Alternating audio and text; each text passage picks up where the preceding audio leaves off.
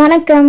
இன்னைக்கு ஒரு சூப்பரான வெயிட் லாஸ் ரெசிபி பார்த்தீங்கன்னா, இந்த மீல் மேக்கரை நம்ம எப்போதுமே பிரியாணி செய்கிற மாதிரியே செய்து அப்படியே ஒரு பவுல் நிறைய எடுத்து சாப்பிட்டுக்கலாம். நமக்கு ஒரு விதம், வீட்டில் இருக்கவங்களுக்கு ஒரு விதம் செய்யும்போது தான் நமக்கு வந்து ரொம்ப டயர்டாக இருக்கும். இந்த மாதிரி ட்ரை பண்ணி பாருங்கள். இப்போ நான் அதில் ஒரு பவுல் நிறைய எடுத்துகிட்டு அந்த கிரேவிலே நான் இப்போ 1 கிளாஸ் அரிசிக்கு 3 கிளாஸ் தண்ணி சேர்த்து ரைஸ்லாம் சேர்த்து கிளறி இறக்கியாச்சு.